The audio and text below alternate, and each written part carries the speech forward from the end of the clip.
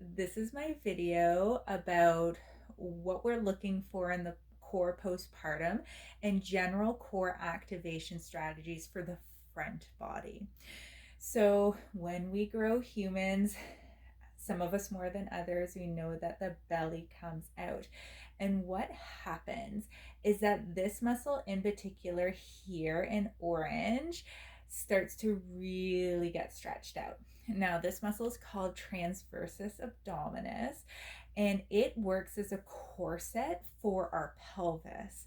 And this is a really important muscle that we like to retrain postpartum. Now, if I bring your attention to this beautiful purple, this is external oblique. There's also other fibers that run up as well that I don't have on here called internal oblique.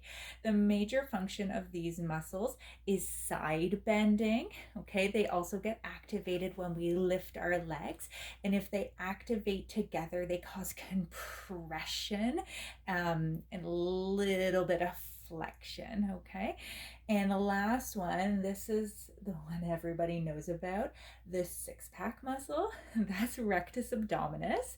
And when you hear of a diastasis recti postpartum, that's the separation of the linea alba, which is this black line that runs down the center. And what that is just a softening of that connective tissue that we're looking to retrain postpartum. Most women will have the most significant gap around their umbilicus. So, moving into activation patterns. So, if I activate from top down, which is often what we'll see as changing, but what we'll see in the fitness industry of belly button to spine. So, if I activate belly button to spine, I'm activating my rectus abdominis.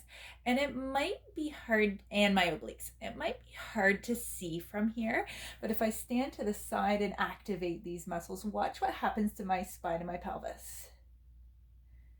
Okay?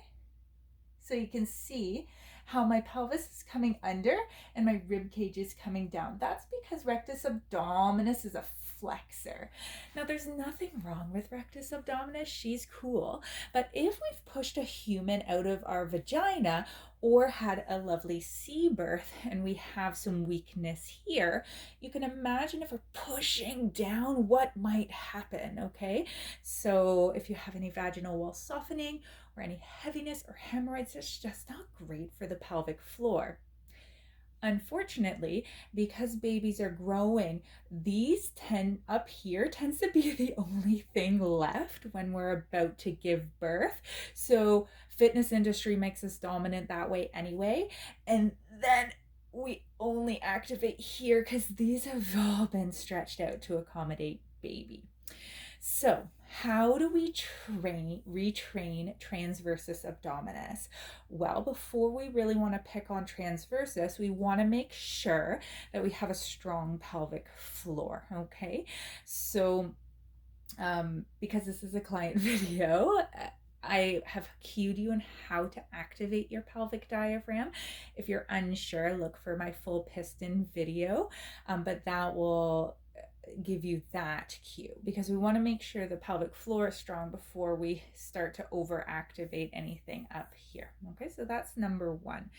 I'm not going to show you pelvic floor activation on this video, just the front core. But for transversus abdominis activation, there's a couple cues we can use. So one, it's easier for me on exhale. So a nice breath in to set up the core can be really helpful. So the umbrella breath, breathing into lower rib cage. And then on exhale, blowing out the birthday candles, activate pelvic floor and transverse abdominis. The cue that works well for me is that if you imagine drawing a line from your rectum up to right below your belly button, an imaginary line, as you activate, you're looking at zippering up. Oh, and I'm getting a little rectus abdominis heavy there, but you're looking at zippering up that muscle. So I'll try this from the side and it might be a better view, and then we'll try it for the front.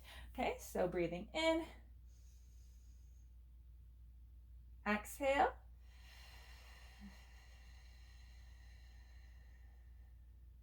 So it's a bottom up activation. Okay.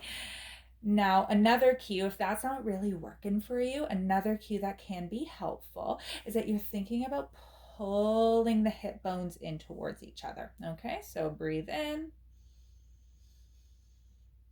exhale, breathe in, exhale. Okay, so what do you do once you get that exhale down? That's when you start your core training, right? So if I'm doing a deadlift per se and everything else is on, I'm not going to go for deadlift form, but if we're looking for that bottom up activation, we're breathing in and then we're exhaling bottom up, pelvic floor, transverse abdominis, and depending on the load, you might want to get a little bit of rectus abdominis, and then you're performing the movement while you're exhaling. Okay, so we'll try that again, breathing in, and then exhale.